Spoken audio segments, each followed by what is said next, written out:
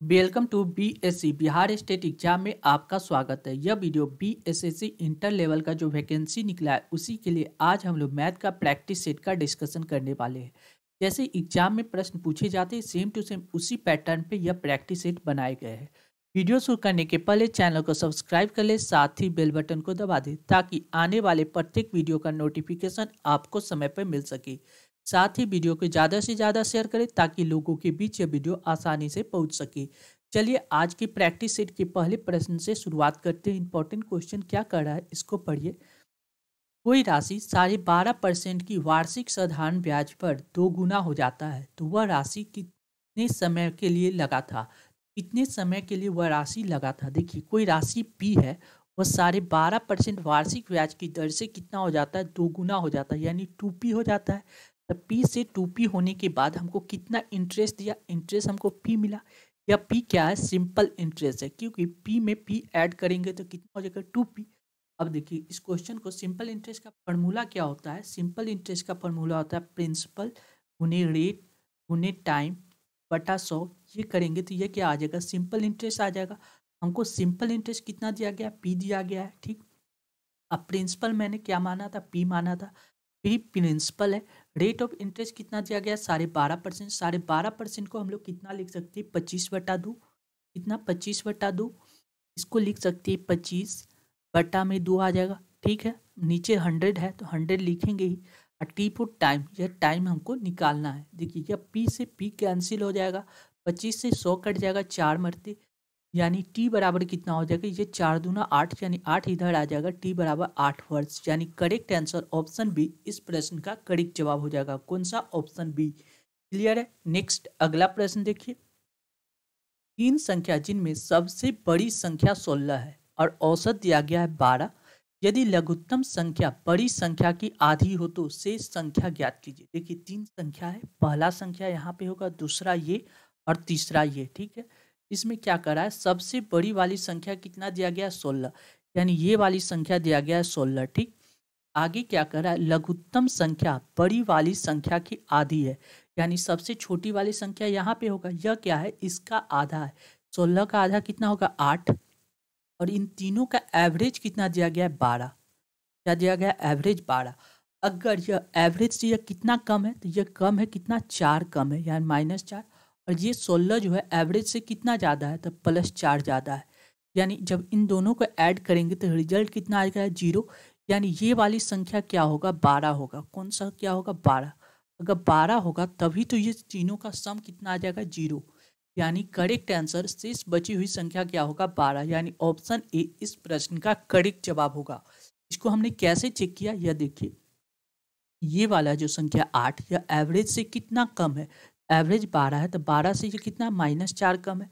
और ये जो 16 है यह 12 से कितना ज़्यादा है, तो +4 ज़्यादा है। जब इन दोनों का ऐड किए तो रिजल्ट कितना आ गया, 0। यानी बीच वाली संख्या एक्चुअल में एवरेज वाली ही संख्या होगा। यानी करेक्ट आंसर ऑप्शन ए इस प्रश्न का करेक्ट जवाब हो जाएगा। क्लियर है। नेक्स्ट अगला प्रश्न देखिए। एक व्यक्ति 80 रुपये प्रति रिम की दर से 120 रिम खरीदता है, यानी 120 रिम खरीदता है, कितना रुपए के हिसाब से, 80 रुपये के हिसाब से खरीदता है। उसने धुलाई पर 280 रुपये खर्च किए, धोने पे उसने 280 रुपया खर्च किया, 40 पैसे प्रति रिम की दर पर चुंगी अदा की, ठीक। और कुल 72 रुपये कूली को कितना दिया, 72 रुपये। उसे 8% लाभ प्राप्त करने के लिए प्रति रिम कागज कितने रुपए में बेचना होगा।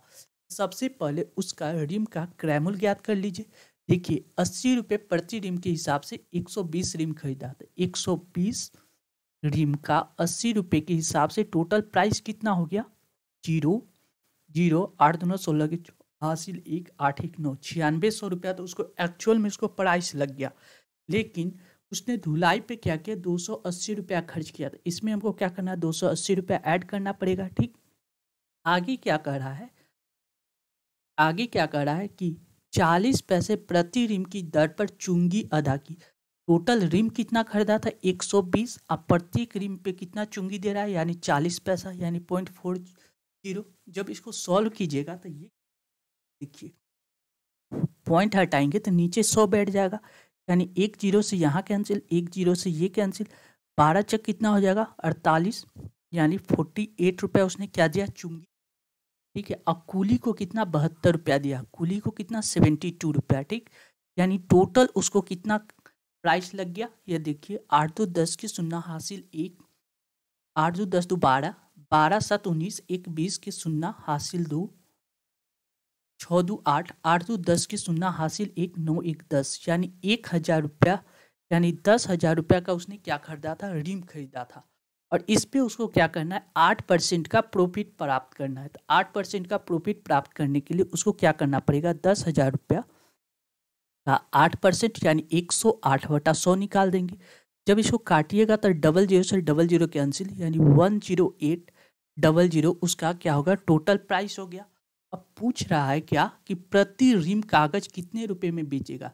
तो टोटल रिम उसने कितना खरीदा था, 120 रिम, यानी 120 रिम को इतना में बेचना होगा। तब प्रति रिम ज्ञात करना है, तो 10800 में कितना से डिवाइड कर देंगे, 120 से। जब 120 से डिवाइड करेंगे, 10 से 10 कैंसिल, 12 से 108 कट जाएगा, 12 टोटल से 9 मरती, यानी 10 आ जाएगा, यानी 90 रुपये प्रति रिम लगेगा। यानी करेक्ट आंसर ऑप्शन ए इस प्रश्न का करेक्ट जवाब हो जाएगा। कौन सा, ऑप्शन ए।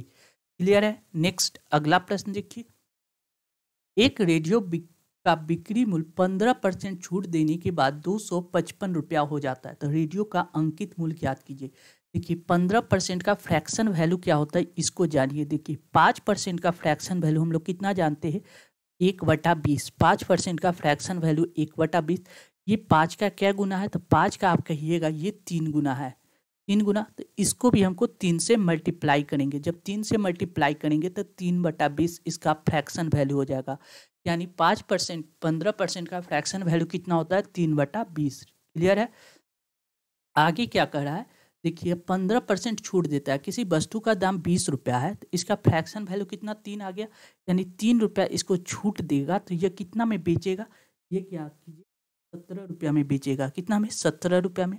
अब क्वेश्चन में कह रहा है कि छूट देने के बाद 255 रुपया था, यानी 17 यूनिट का वैल्यू कितना दिया गया, 255। ठीक, जब 17 से 255 काटिएगा तो ये कट जाएगा आप मरती 15 मरते। ठीक, ये कट जाएगा 15 मरते, यानी 1 यूनिट का वैल्यू कितना आ गया, 15।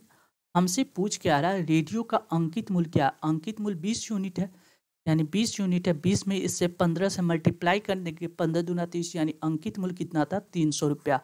यानी करेक्ट आंसर ऑप्शन बी इस प्रश्न का करेक्ट जवाब हो जाएगा। कौन सा, ऑप्शन बी।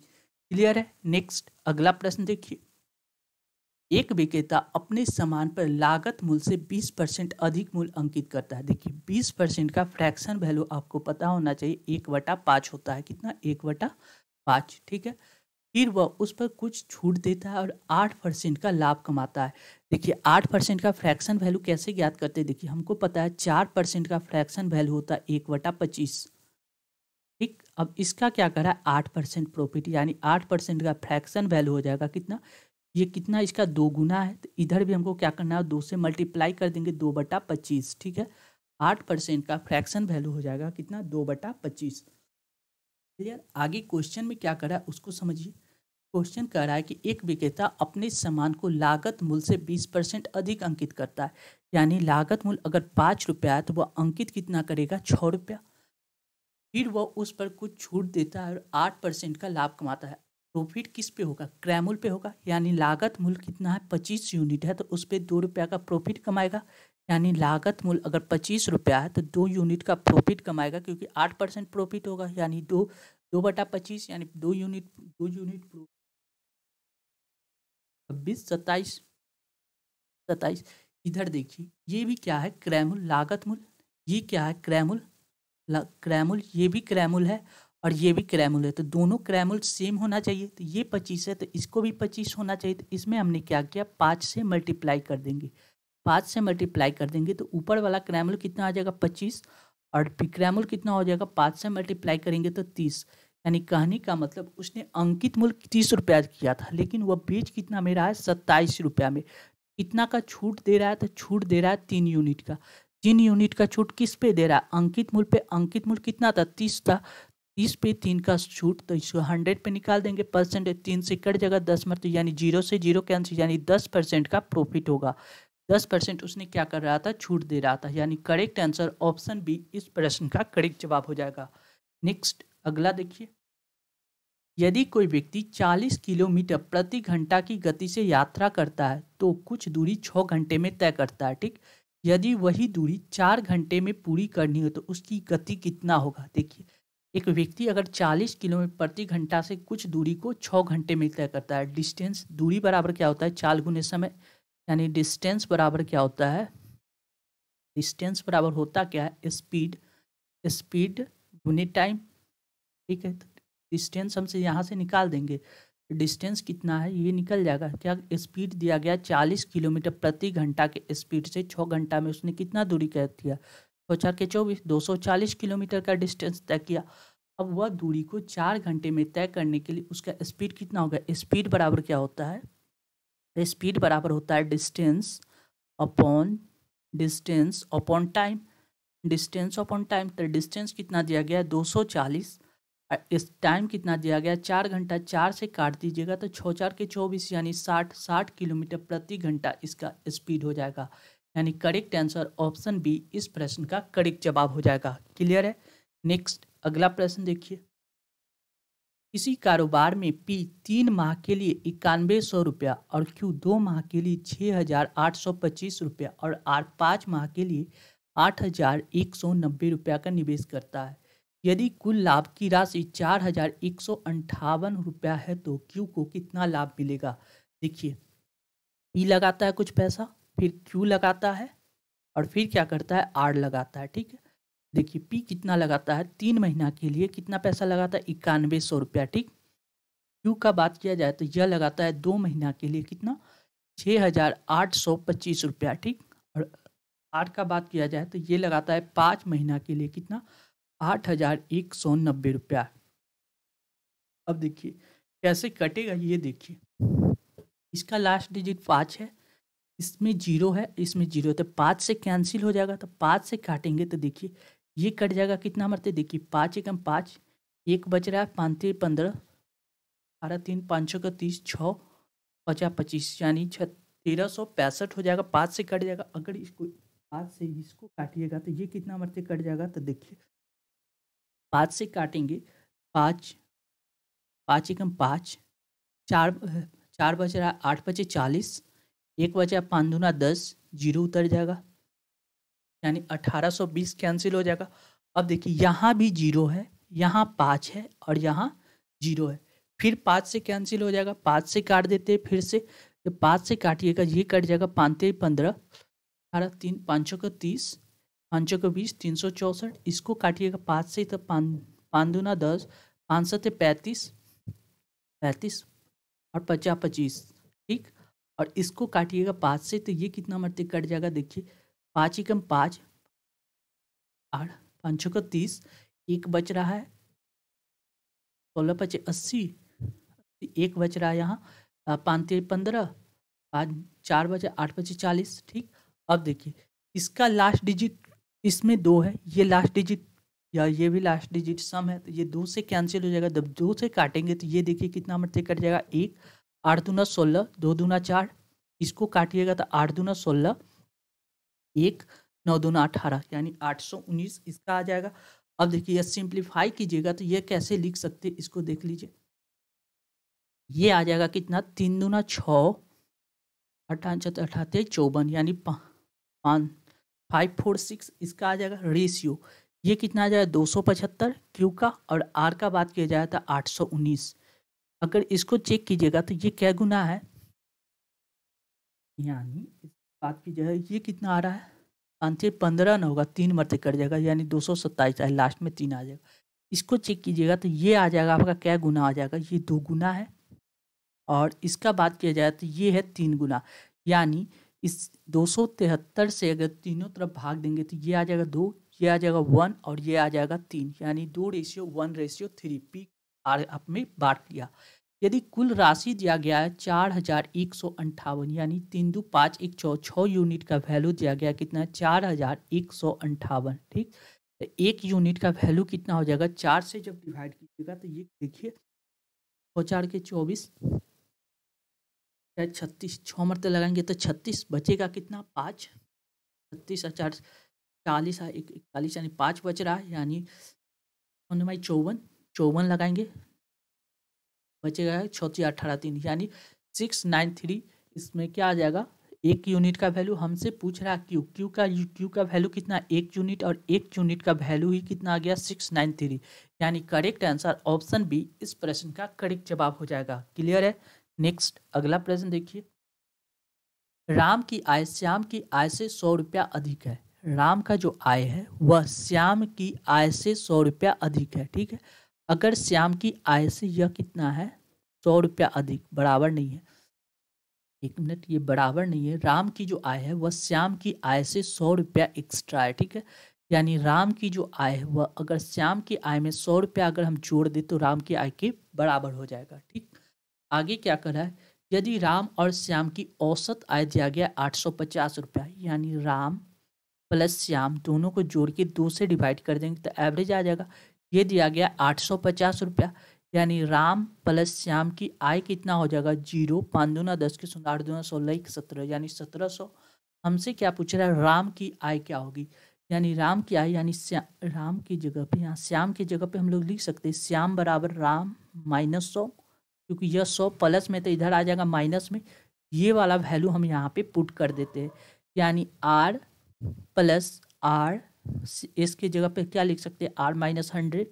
ठीक है, ये दिया गया कितना 1700, यानी 2r बराबर कितना हो जाएगा, ये 100 इधर माइनस में तो इधर आ जाएगा प्लस में 1800, यानी r का वैल्यू कितना आ जाएगा 9 दूना 18 यानी 900, यानी करेक्ट आंसर ऑप्शन सी इस प्रश्न का करेक्ट जवाब हो जाएगा। कौन सा, ऑप्शन सी। क्लियर है। नेक्स्ट अगला प्रश्न देखिए, क्या कर रहा है यहाँ, दो वर्गों के जिनमें से एक वर्ग का विकर्ण दूसरे की तुलना में 2 गुना है, क्षेत्रफल का अनुपात ज्ञात कीजिए। वर्ग के बारे में थोड़ा सा इंफॉर्मेशन देख लेते हैं। वर्ग का क्षेत्रफल क्या होता है, पाई आर।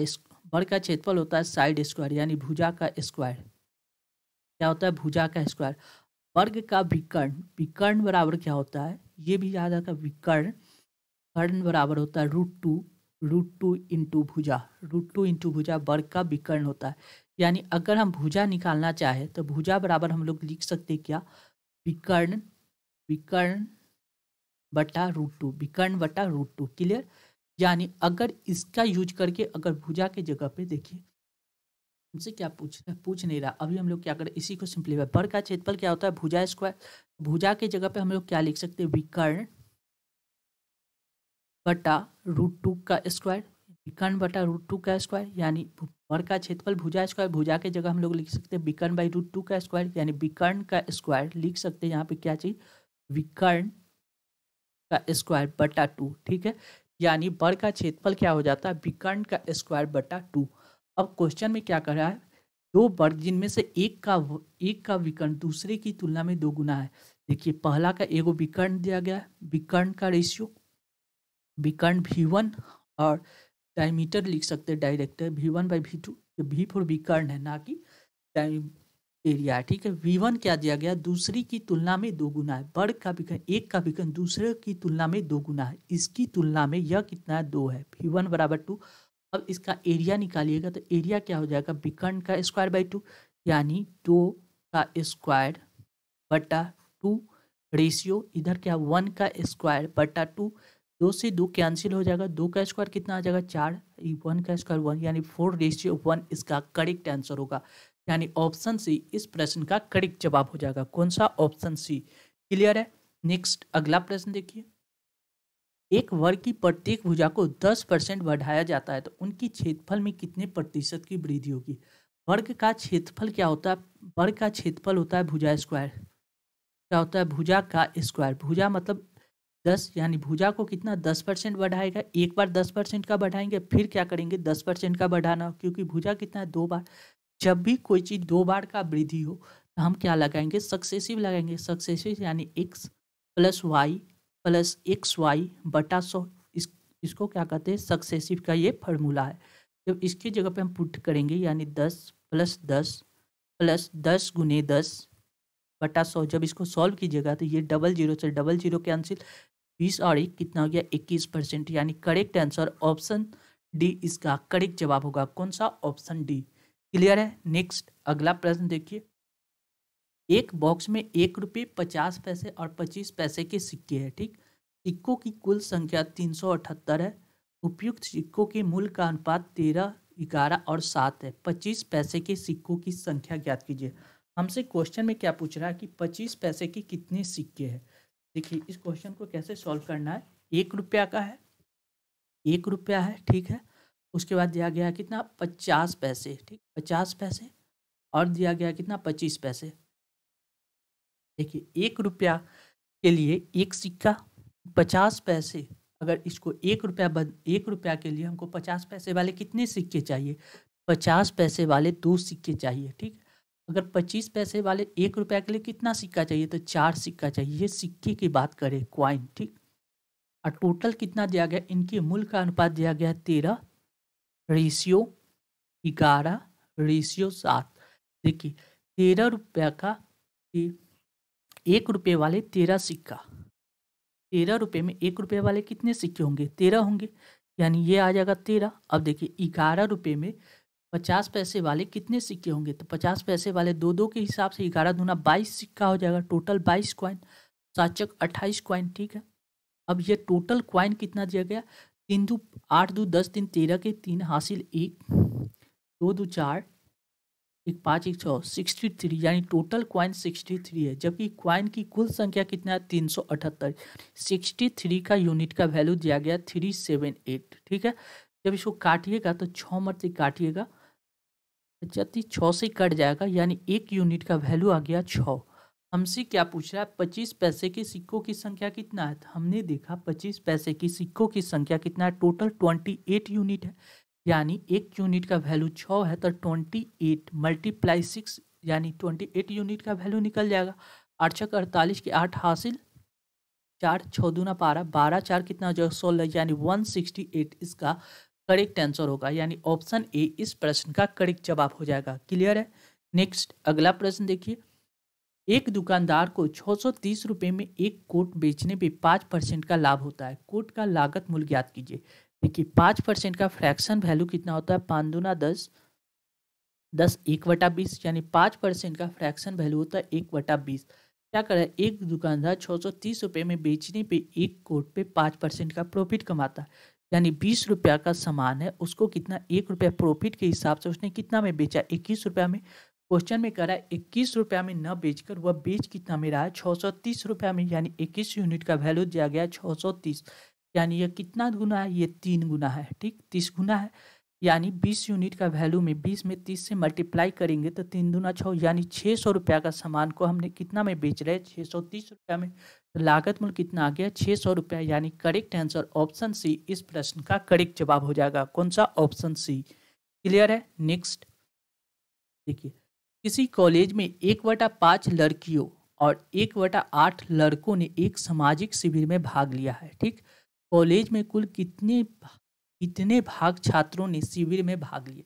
यानी पूछ रहा है कि कितने स्टूडेंट ने शिविर में भाग लिया। तो देखिए टोटल किसी कॉलेज में 1/5 लड़कियां, यानी टोटल अगर 5 स्टूडेंट है तो जिसमें से गर्ल कितना है? एक गो गर्ल जो है वह शिविर में भाग लेती है। अगर टोटल अगर 8 स्टूडेंट है तो कितना बॉय का बात किया जाए, टोटल अगर 8 स्टूडेंट है तो उसमें से एक बॉय शिविर में भाग लेते हैं। यानी यह क्या कर रहा है? किसी कॉलेज, यानी एक ही कॉलेज है तो दोनों क्या होगा? स्टूडेंट यहाँ है, स्टूडेंट, यानी स्टूडेंट की संख्या सेम होना चाहिए। यहाँ 8 है, यहाँ 5 है, तो इसमें क्या करेंगे? अगर हम 8 से मल्टीप्लाई कर दे और नीचे वाले में 5 से मल्टीप्लाई कर दे तो दोनों हो जाएगा। यानी अब देखिए नया रेशियो क्या होगा? स्टूडेंट गर्ल और क्या है? बॉय।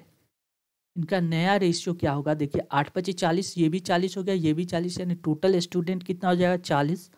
अब देखिए गर्ल की संख्या यहाँ 8 से मल्टीप्लाई करेंगे तो यहाँ भी 8 से मल्टीप्लाई करना पड़ेगा, यानी गर्ल की संख्या 8, और बॉय की संख्या यहाँ 5 से मल्टीप्लाई करेंगे तो इधर भी 5 से मल्टीप्लाई करने का पड़ेगा, बॉय की संख्या 5। पूछ क्या रहा है? भाग लेने वाले शिविर की संख्या ज्ञात कीजिए। भाग कितना लिया, 8 5 13, यानी 13 बॉय और गर्ल ने भाग लिया। किस में से, टोटल स्टूडेंट कितना था, 40 में, यानी 13/40 इसका करेक्ट आंसर होगा, यानी ऑप्शन सी इस प्रश्न का करेक्ट जवाब हो जाएगा। कौन सा, ऑप्शन सी। क्लियर है। नेक्स्ट अगला प्रश्न देखिए, एक व्यक्ति 60 वर्ष की आयु में सेवानिवृत्ति हुआ, यानी 60 वर्ष की आयु में वह रिटायर होता है। उसने अपनी सेवानिवृत्ति आयु का 3/5 वर्ष सेवा की। अगर उसका आयु 5 यूनिट है तो उसमें से उसने कितना यूनिट सेवा किया, यानी 3 यूनिट, यानी 5 यूनिट का वैल्यू दिया गया है 60 वर्ष। ठीक है, सेवानिवृत्ति कितना किया, 5, सेवानिवृत्ति आयु की, यानी 5 यूनिट उसने सेवा किया, यानी 1 यूनिट का वैल्यू कितना हो जाएगा, 12। 1 यूनिट का वैल्यू हो गया 12 और 3 यूनिट का वैल्यू निकालेंगे तो 36, यानी 36 वर्ष, यानी 36 ईयर उसने क्या किया, सेवा किया। पूछ क्या रहा है, तो उसने अपनी नौकरी किस आयु में शुरू की थी, यानी 36 वर्ष उसने सेवा किया। तो स्टार्टिंग आयु कितना था, टोटल एज हो गया अभी 60 वर्ष, रिटायरमेंट में से 36 वर्ष घटा देंगे तो बचेगा कितना, 24 वर्ष, यानी 24 वर्ष के आयु में उसने नौकरी की शुरुआत की थी, यानी करेक्ट आंसर ऑप्शन सी इस प्रश्न का करेक्ट जवाब हो जाएगा। क्लियर है। नेक्स्ट अगला प्रश्न देखिए, अगला क्वेश्चन क्या कर रहा है, पी, क्यू और आर किसी काम को क्रमशः 60 दिन, 100 दिन और 80 दिन में कर सकते। वे एक काम को पूरा करने के लिए मिलकर काम करते हैं और 2256 रुपया प्राप्त करते हैं। तो पी को कितना रुपया प्राप्त हुआ, देखिए पी, क्यू और आर तीनों मिलकर एक काम करते। पी किसी काम को 60 दिन में समाप्त कर सकता है, क्यू का बात किया जाए तो वह 100 दिन में, और आर का बात किया जाए तो 80 दिन में। अगर 60, 100 और 80 का एलसीएम लीजिएगा तो ये आ जाएगा आपको कितना, 1200, कितना, 1200 यूनिट का काम है। ठीक है, अब देखिए 1200 को जब डिवाइड कीजिएगा 60 से तो ये कितना आ जाएगा, 6 दूना 12, 20 यूनिट। ठीक, 100 से डिवाइड कीजिएगा तो ये आ जाएगा 12, और 80 से डिवाइड कीजिएगा तो ये आ जाएगा 15। कहने का मतलब पी को एक दिन में 20 रुपया किराया मिलता है, क्यू को 12 रुपया और आर को 15 रुपया। पूछ क्या रहा है, तो पी को कितना रुपया किराया प्राप्त हुआ। तो पी का जब भी बात आएगा तो 20 यूनिट, जो भी आंसर आएगा 20 का मल्टीपल होगा। क्या होगा, 20 का मल्टीपल।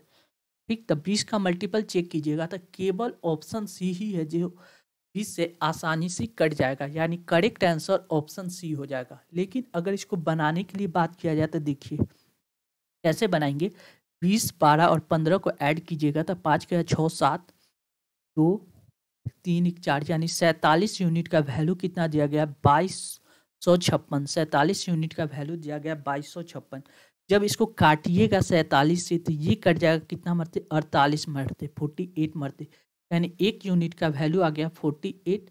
हमसे क्वेश्चन में क्या पूछ रहा है, पी को कितना रुपया प्राप्त हुआ, तो पी को कितना, 20 यूनिट, यानी 1 यूनिट का वैल्यू 48 है, तो 20 यूनिट का वैल्यू कितना हो जाएगा, 48 × 20।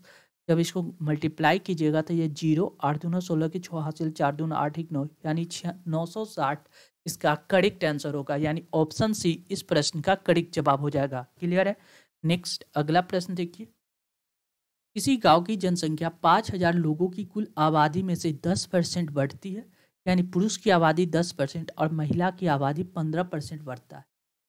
इसमें से एक वर्ष में कुल आबादी 5600 हो जाता है। तो गांव की मूलतः महिलाओं की आबादी क्या है, देखिए पहले आबादी 5000 था, ठीक है, और एक वर्ष में बढ़कर कितना हो गया, 5600 हो गया। ठीक, यानी कितना का वृद्धि हुआ, 00 से 00 कैंसिल कर दीजिए, यानी 50 से 56 हो गया। कितना का वृद्धि, 6 का वृद्धि, किस पे, 50 पर।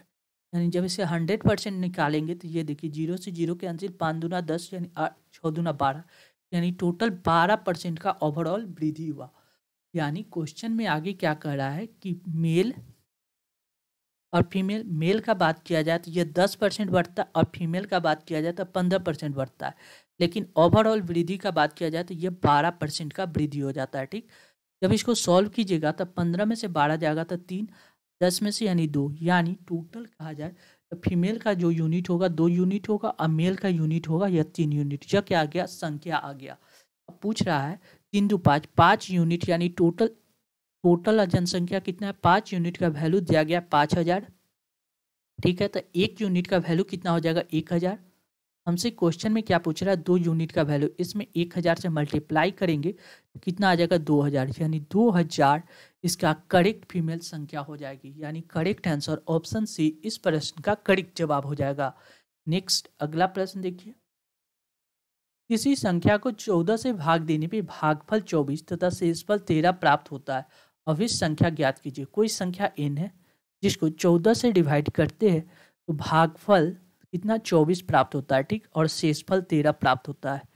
इसको सॉल्व कैसे करते हैं तो देखिए, वह संख्या ज्ञात करना है। n ज्ञात करने के लिए इन दोनों का मल्टीपल और उसके बाद इसको ऐड करते हैं। वह संख्या n बराबर क्या होगा, 14 मल्टीप्लाई 24 प्लस 13। 14 और 24 को मल्टीप्लाई करके 13 को उसमें ऐड करना है। देखिए 14 से मल्टीप्लाई करेंगे तो ये कितना आ जाएगा, ये आ जाएगा 336 336, ठीक है। उसमें 13 ऐड करेंगे तो कितना आ जाएगा 6 3 9 3 1 4, यानी 349 इसका करेक्ट आंसर होगा। यानी ऑप्शन डी इस प्रश्न का करेक्ट जवाब हो जाएगा। क्लियर। नेक्स्ट अगला प्रश्न देखिए, 1.36 पे बार है, किस साधारण भिन्न के बराबर है। तो जब इसको सॉल्व कीजिएगा तो देखिए 1 पॉइंट के बट्टा में लिखिए 36, जितना बार हो उतना 9 लिखते हैं। जिस पे बार लगा हो, जय को संख्या पे बार लगा हो उतना 9 लिखते हैं। यानी 3 और 6, यानी 2 संख्या पे बार है तो 2 को 9 लिखेंगे। जब इसको 3 से काटेंगे, 3 एकम 3, 3 दूना 6, 3 तिया 9, 3 तिया 9, 3 से जब फिर से काटेंगे तो 3 चौका 12, 3 से 11 मरते, यानी 1.4/11 इसका करेक्ट आंसर होगा। जब इसको सॉल्व कीजिएगा तो 11 कम 11, 11 4 कितना हो जाएगा 15, 15/11 इस प्रश्न का करेक्ट जवाब हो जाएगा। यानी ऑप्शन ए इस प्रश्न का करेक्ट जवाब। नेक्स्ट अगला प्रश्न देखिए, एक धनराशि 7 वर्ष में साधारण ब्याज से 2 गुना हो जाता है, वह राशि कितने वर्ष में 4 गुना हो जाएगा। देखिए सिंपल इंटरेस्ट का अगर जब ऐसे प्रश्न हो तो इसको कैसे बनाते हैं, एक ट्रिक भी यूज होता है। पहले इसको सिंप्लीफाई करके समझ लेते। एक धनराशि 7 वर्ष में साधारण ब्याज से 2 गुना हो जाता है। कोई धनराशि पी है तो वो कितना हो जाता है 2p हो जाता है, 2 गुना हो जाता है। तो 2p होने का मतलब क्या हुआ, इंटरेस्ट हमको कितना देगा, p इंटरेस्ट देगा। या p क्या हो, सिंपल इंटरेस्ट दे रहा है। देखिए कोई p राशि है वह 7 वर्ष में, ठीक है, r रेट ऑफ इंटरेस्ट से साधारण ब्याज में 2 गुना हो जाता है। कितनी, यानी r रेट ऑफ इंटरेस्ट होगा, कुछ रेट ऑफ इंटरेस्ट r है, उसी रेट ऑफ इंटरेस्ट से यह कितना हो जाता है, सिंपल इंटरेस्ट हमको क्या देगा, p देगा। p से p कैंसिल हो जाएगा, r बराबर कितना हो जाएगा 100/7। ये क्या है, रेट ऑफ इंटरेस्ट आ गया, ठीक है। अब क्या कह रहा है, वही राशि कितने वर्ष में 4 गुना हो जाएगा। कोई धनराशि p है, यह 4 गुना होना यानी 4p होना, 4p होगा तो हमको इंटरेस्ट कितना देगा, 3p इंटरेस्ट देगा। यानी 3p इंटरेस्ट देने का मतलब कोई धनराशि p है, ठीक है। रेट ऑफ इंटरेस्ट कितना दिया गया 100/7, ठीक है, और टाइम पूछ रहा है t/100 बराबर यह हमको कितना देगा 3p इंटरेस्ट देगा। यानी p से p कैंसिल हो जाएगा, यानी 100 से 100 कैंसिल, t बराबर कितना हो जाएगा 3 × 7, यानी 7 या 21 वर्ष। यानी 21 वर्ष में कोई धनराशि क्या हो जाएगा 4 गुना हो जाएगा साधारण ब्याज से। यानी ऑप्शन बी इस प्रश्न का करेक्ट जवाब होगा। अगर इसको एग्जाम में अगर ट्रिक के माध्यम से समझने का कोशिश कीजिएगा तो यह देखिए, कोई धनराशि कितने वर्ष में 4 गुना, जय गुना हो उससे 1 कम, जय गुना हो उससे 1 कम, यानी n-1। पहले वाले समय यानी पहला वाला कौन सा समय दिया गया 7 वर्ष, उससे मल्टीप्लाई करना है। तो जय गुना हो यानी 4 गुना हो, 4 में से 1 घटाएंगे तो कितना होगा 3, 3 में 7 से मल्टीप्लाई कीजिएगा तो कितना आ जाएगा 21। यानी करेक्ट आंसर ऑप्शन बी इस प्रश्न का करेक्ट जवाब हो जाएगा। क्लियर। इसको कैसे याद करें, जय गुना हो उससे 1 कम और उसमें हमको दिए गए समय से मल्टीप्लाई करना होगा, ठीक है। यानी अगर 4 गुना हो तो 4 में से 1 कम किया और उसमें 7 से मल्टीप्लाई किए। नेक्स्ट अगला प्रश्न देखिए, किसी वृत्त की त्रिज्या 10% की वृद्धि की जाए तो उसके क्षेत्रफल में कितना % का वृद्धि होगा। देखिए वृत्त का क्षेत्रफल क्या होता है πr²। देखिए पाई तो ये कांस्टेंट है, इसमें कोई चेंजिंग नहीं होगा। यह r4 रेडियस कितना है 2 बार लिखा हुआ है, 2 बार लिखना है यानी सक्सेसिव लगेगा। सक्सेसिव यानी 10% प्लस 10% का सक्सेसिव लगाएंगे, ये कितना हो जाएगा 10% प्लस 10% गुने 10/100। जब इसको सॉल्व कीजिएगा तो ये 00 से 00 के आंसर 10 × 20 = 21, यानी 21% का क्या होगा वृद्धि हो जाएगा। ना परसेंटेज हटाना होगा, 21% का वृद्धि हो जाएगा। यानी करेक्ट आंसर ऑप्शन बी इस प्रश्न का करेक्ट जवाब हो जाएगा। ऐसे भी याद रख सकते हैं 10% का 2 वर्ष का सक्सेसिव कितना होता है, 21 होता है। यह इंपॉर्टेंट हमेशा रिपीट होता है। क्लियर। नेक्स्ट अगला प्रश्न देखिए, 7 क्रमागत विषम संख्या का औसत 27 है, तो बीच वाली संख्या ज्ञात कीजिए। देखिए 7 क्रमागत विषम संख्या 1 2 3 4 5 6 7, 7 क्रमागत विषम संख्या। तो एवरेज क्या होता है, बीच वाली संख्या होता है। तो 1 2 3 इधर से 3 को हटा दिए, 1 2 3 इधर से 3 को हटा दिए, तो बीच में क्या आएगा, 27 आएगा। एवरेज क्या होता है, बीच वाली संख्या होता है। यानी 27 क्या है, विषम संख्या। यानी करेक्ट आंसर ऑप्शन सी इस प्रश्न का करेक्ट जवाब हो जाएगा। कौन सा, ऑप्शन सी। क्लियर है। नेक्स्ट अगला प्रश्न देखिए, राम का वेतन श्याम के वेतन से 10% अधिक है। 10% का फ्रैक्शन वैल्यू कितना होता है, 1/10। ठीक है। तो श्याम का वेतन राम के वेतन से कितना प्रतिशत कम है। देखिए राम का वेतन जो है श्याम के वेतन से 10% अधिक है। अगर श्याम का वेतन 10 है तो राम का वेतन कितना होगा, 11 होगा। राम का वेतन श्याम के वेतन से 10% अधिक है। अगर श्याम का वेतन 10 यूनिट है तो राम का वेतन 11 यूनिट। श्याम का वेतन राम के वेतन से कितना कम है, तो राम का 11 है, इससे यह कितना कम है, 1 कम है। 1 कम किस से, 11 से, गुने 100, यानी परसेंटेज में चेंज करने के लिए जब इसको सॉल्व कीजिएगा तो 11×99 100, यानी 9.1/11%। यानी करेक्ट आंसर ऑप्शन सी इस प्रश्न का करेक्ट जवाब होगा। कौन सा, ऑप्शन सी। क्लियर है। नेक्स्ट अगला प्रश्न देखिए, समांतर दिशा में 2 रेलगाड़ी क्रमशः 42 तथा 50 किलोमीटर प्रति घंटा की चाल से गतिशील है। यानी इधर सेम डायरेक्शन में एक जा रहा है 42 किलोमीटर प्रति घंटा की रफ्तार से और दूसरा जा रहा है कितना, 50 किलोमीटर प्रति घंटा की रफ्तार से। ठीक है। कितने समय के बाद उनकी बीच की दूरी 72 किलोमीटर हो जाएगा। देखिए एक ही बार चलना शुरू किया तो 1 घंटा में दोनों का डिफरेंस कितना आ जाएगा, 42 और 50 का डिफरेंस कितना आ जाएगा, 8। यानी 1 घंटा में 8 किलोमीटर का डिफरेंस आ जाएगा। ठीक, हमसे पूछ रहा है 72 किलोमीटर का डिफरेंस, यानी इसमें 8 में कितना से मल्टीप्लाई करेंगे, 9 से मल्टीप्लाई करेंगे तो ये आ जाएगा 72 किलोमीटर। यानी इधर भी हमको क्या करना होगा, 9 से मल्टीप्लाई करना होगा। यानी 9 घंटा में हमको कितना हो जाएगा, 72 किलोमीटर का डिफरेंस आ जाएगा। यानी करेक्ट आंसर ऑप्शन बी इस प्रश्न का करेक्ट जवाब हो जाएगा, क्योंकि एक ही डायरेक्शन में चल रहा है और एक ही बार चलना शुरू किया, क्योंकि सेम टाइम में कोई टाइम का चेंजिंग यहाँ पे नहीं दिया गया, इसलिए सेम टाइम में चलना शुरू किया तो 1 घंटा में दोनों के बीच का डिफरेंस आ जाएगा 8 किलोमीटर। तो 72 किलोमीटर का डिफरेंस होने में उसको 9 घंटा का समय लगेगा।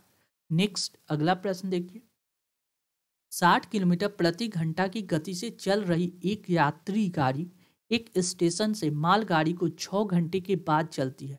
यानी मालगाड़ी के चलने की 6 घंटे के बाद चलती है। यानी मालगाड़ी जो है 6 घंटा तो चल लिया, मालगाड़ी जो है 6 घंटा चल लिया। कितना घंटा, 6 घंटा। ठीक है। और 4 घंटे में उससे आगे निकल जाती। यानी यात्री रेलगाड़ी जो है वो 4 घंटा में उस मालगाड़ी से क्या करता है, आगे निकल जाता है। कहने का मतलब 4 घंटे में 90 किलोमीटर की स्पीड से पैसेंजर जो है 4 घंटा में कितना दूरी का तय किया, 9×36 360 किलोमीटर का डिस्टेंस तय किया।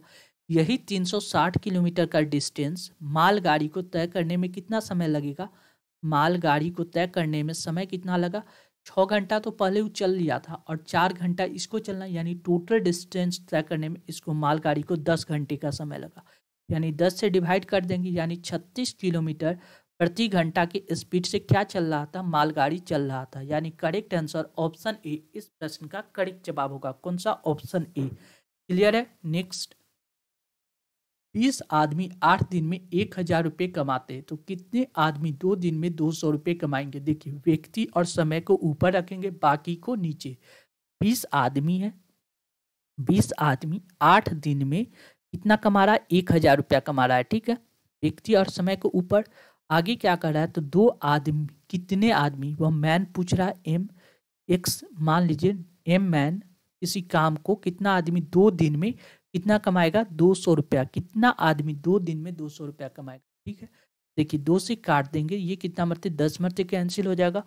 ये देखिए 1 0 से 1 0 यहाँ कैंसिल हो जाएगा, ये 00 से 00 कैंसिल, ये 2 इधर मल्टीप्लाई होगा तो 8 दूना 16, यानी 16 मैन क्या काम कर लेगा इस काम को 2 दिन में। डी फॉर डिफरेंस कितना आ गया 16 मैन, यानी 16 आदमी 2 दिन में 200 रुपया कमा लेगा, यानी करेक्ट आंसर ऑप्शन ए हो जाएगा। क्लियर है? चलिए, thank you for watching this video. ऐसे ही इंपॉर्टेंट वीडियो पाने के लिए अपने channel BSc Bihar state exam को सब्सक्राइब कर ले, साथ ही बेल बटन को दबा दे और वीडियो को ज़्यादा से ज़्यादा शेयर करें ताकि लोगों के बीच ये वीडियो आसानी से पहुंच सके। Thank you once again.